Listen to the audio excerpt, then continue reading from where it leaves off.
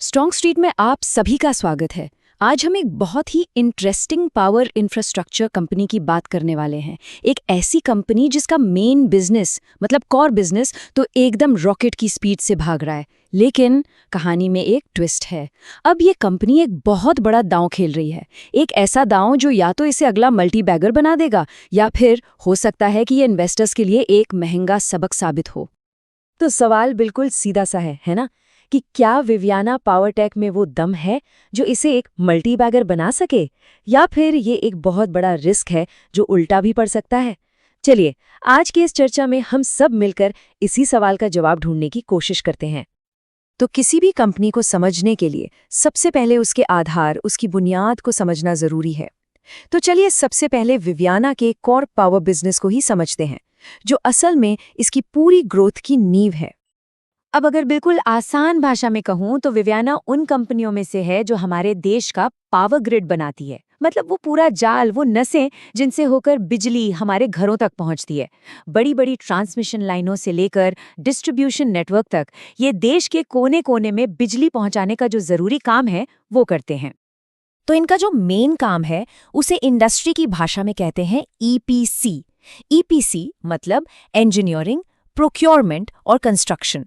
मतलब ये पूरा प्रोजेक्ट संभालते हैं शुरू से आखिर तक, डिजाइन बनाने से लेकर सारा सामान खरीदने और फिर उसे बनाने तक। जैसे कि बड़ी बड़ी हाई वोल्टेज की तारें बिछाना, सबस्टेशन बनाना, पावर डिस्ट्रीब्यूशन का नेटवर्क तैयार करना, ये सब कुछ करते हैं। और अच्छी बात यह है कि ये सरकारी और प्राइवेट दोनों ही तरह की कंपनियों के क्लाइंट्स हैं। ठीक है, ये तो समझ आ गया कि कंपनी करती क्या है, पर सवाल ये है कि वो अपना काम कितनी अच्छी तरह से कर रही है, और इसका जवाब हमें मिलेगा नंबर्स में। तो चलिए सीधे इनके फाइनेंशियल हेल्थ पर एक नज़र डालते हैं। तो देखिए, फिस्कल ईयर 26 के पहले 6 महीनों में कंपनी का रेवेन्यू साल दर साल 88% बढ़ा है। 88%! ये इनके कोर बिजनेस के लिए वाकई एक शानदार ग्रोथ है, इसमें कोई शक नहीं। और कहानी सिर्फ टॉप लाइन यानी रेवेन्यू तक ही नहीं रुकती, बल्कि कंपनी की प्रॉफिटेबिलिटी तो इससे भी कहीं ज्यादा तेजी से बढ़ी है। नेट प्रॉफिट में सीधा 101% का जबरदस्त उछाल आया है। मतलब रेवेन्यू डबल होने से पहले ही प्रॉफिट डबल हो गया। अब सवाल उठता है कि ये ग्रोथ आ कहां से रही है। तो इसे सपोर्ट कर रही है इनकी बहुत ही मजबूत ऑर्डर बुक। ये 1400 करोड़ रुपए से भी ज्यादा की है। देखिए, इतनी बड़ी ऑर्डर बुक का मतलब होता है कि कंपनी के पास आने वाले समय के लिए काम की कोई कमी नहीं है। मतलब फ्यूचर रेवेन्यू की विजिबिलिटी काफी स्ट्रांग है। और एक और बात, ये ग्रोथ सिर्फ 1-2 क्वार्टर की नहीं है। मैनेजमेंट का जो अनुमान है वो काफी बड़ा है। वो कह रहे हैं कि रेवेन्यू जो FY25 में करीब 219 करोड़ था, वो FY26 तक 560 करोड़ और FY28 तक 1300 करोड़ तक पहुंच सकता है। हाँ, ये एक बहुत ही एम्बिशियस मतलब महत्वाकांक्षी टारगेट है, पर ये मैनेजमेंट का कॉन्फिडेंस दिखाता है। तो यहाँ तक तो सब बढ़िया लग रहा है ना, एक सॉलिड कोर बिजनेस, जबरदस्त ग्रोथ। लेकिन अब आता है कहानी में असली ट्विस्ट। इतना मजबूत कोर बिजनेस होने के बावजूद विवियाना अब एक बिल्कुल नए और फ्यूचर के सेक्टर में एक बहुत बड़ा दांव लगा रही है। और सच कहूं तो यहीं से पूरी कहानी बहुत ज्यादा दिलचस्प हो जाती है। अब इस दांव की डिटेल्स में जाने से पहले 1 मिनट रुककर उस टेक्नोलॉजी को समझ लेते हैं जिस पर यह सारा दांव लगा है। ये है BESS। BESS यानी बैटरी एनर्जी स्टोरेज सिस्टम। नाम से ही साफ है, ये एक तरह की बहुत बड़ी बैटरी है जो बिजली को स्टोर करती है ताकि उसे बाद में यूज किया जा सके।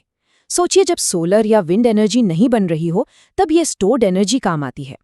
तो ये ग्रिड को स्टेबल रखने और रिन्यूएबल एनर्जी को भरोसेमंद बनाने के लिए ये टेक्नोलॉजी बहुत ही ज्यादा जरूरी है। और बस यही वो टेक्नोलॉजी है, यही वो मार्केट है जहां विवियाना अपना सबसे बड़ा दांव खेल रही है। कंपनी भारत के बहुत तेजी से बढ़ते हुए एनर्जी स्टोरेज मार्केट में एंट्री कर रही है। और ये कोई छोटा मोटा कदम नहीं है, ये एक बहुत बड़ा स्ट्रेटेजिक मूव है।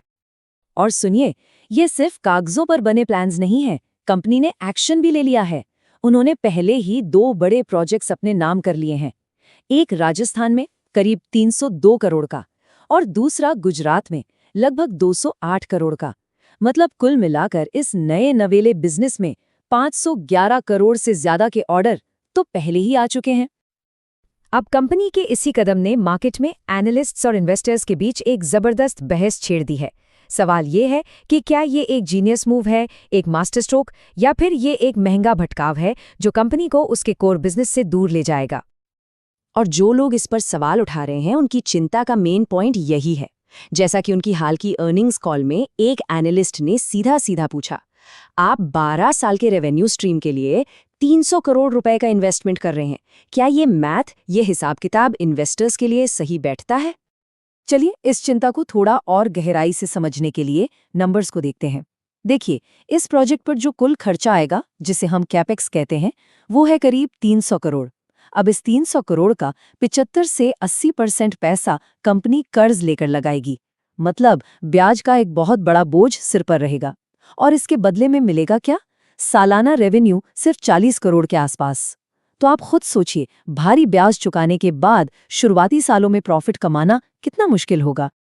तो फिर सवाल वही है कि अगर तुरंत कोई बड़ा फायदा नहीं है तो मैनेजमेंट इतना बड़ा रिस्क ले ही क्यों रहा है? और इसका जवाब है लॉन्ग गेम। ये एक लॉन्ग टर्म स्ट्रैटेजी है। मैनेजमेंट का सोचना ये है कि एक बार ये 300 करोड़ का प्रोजेक्ट सफलतापूर्वक पूरा कर लिया तो विवियाना इस नए सेक्टर में अपनी टेक्निकल काबिलियत, अपनी क्रेडिबिलिटी साबित कर देगी। और ये क्रेडिबिलिटी ही भविष्य में हजारों करोड़ के बड़े बड़े सरकारी कॉन्ट्रैक्ट्स के दरवाजे खोलेगी। तब वो L&T और KEC जैसे इंडस्ट्री के दिग्गजों के साथ मुकाबला करने के लिए तैयार होंगे। तो एक तरह से ये आज के मुनाफे के लिए नहीं, बल्कि कल के बहुत बड़े मौकों के लिए किया गया एक इन्वेस्टमेंट है। चलिए, तो अब तक हमने तस्वीर के दोनों पहलू देख लिए। एक तरफ कंपनी का बहुत ही मजबूत कोर बिजनेस है और दूसरी तरफ ये नया थोड़ा जोखिम भरा वेंचर। तो अब इन सबको एक साथ रखकर देखते हैं कि एक इन्वेस्टर के नजरिए से क्या फैसला बनता है। तो यहाँ पर हम बुल केस और बेयर केस यानी पक्ष और विपक्ष दोनों को देख लेते हैं। बुल केस यानी जो लोग पॉजिटिव हैं वो कहते हैं कि देखो, कोर एपीसी बिजनेस शानदार ग्रोथ के साथ बहुत मजबूत है। 1400 करोड़ से ज्यादा की ऑर्डर बुक है जो भविष्य का भरोसा देती है। और BSS वाला कदम भविष्य के एक हाई ग्रोथ इंडस्ट्री में एक स्ट्रेटेजिक एंट्री है। अब दूसरी तरफ बेयर केस यानी जो लोग नेगेटिव हैं, उनका कहना है कि BSS में प्रॉफिट कब आएगा ये पक्का नहीं है और ये बहुत ज्यादा कैपिटल खा जाएगा। साथ ही कंपनी के डेटर डेज 207 दिन हैं, जो बहुत ज्यादा है। इसका सीधा मतलब है कि कंपनी को अपना पैसा मार्केट से वापस लेने में बहुत टाइम लगता है, जो कैश फ्लो के लिए एक बड़ा रिस्क है। और एक डर ये भी है कि कहीं कंपनी अपने प्रॉफिट वाले कोर बिजनेस से पैसा निकालकर इस नए रिस्की वेंचर में न झोंक दे। तो सवाल ये है कि एक रिटेल इन्वेस्टर को ऐसे स्टॉक में क्या करना चाहिए। देखिए, 3 बातें ध्यान में रखनी होंगी। पहला, अपना रिस्क लेने का एपेटाइट देखें। ये स्टॉक उन लोगों के लिए है जो हाई रिस्क हाई रिवॉर्ड वाले सिनारियो में कंफर्टेबल हैं। दूसरा, अपना टाइम होराइजन तय करें। ये मैनेजमेंट के विजन पर एक लॉन्ग टर्म बेट है, कोई शॉर्ट टर्म ट्रेड नहीं है। और तीसरी और सबसे जरूरी बात, पोर्टफोलियो एलोकेशन।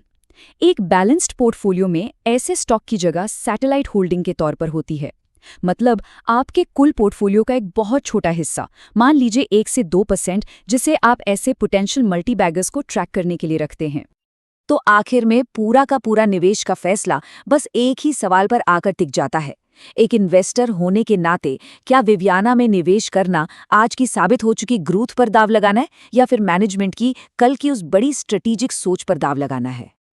और यही वो सवाल है जो विवियाना के हर मौजूदा और भावी निवेशक को अपने आप से पूछना होगा कि क्या दांव कंपनी के मजबूत आज पर लगाना है या फिर उसके महत्वाकांक्षी लेकिन जोखिम भरे कल पर।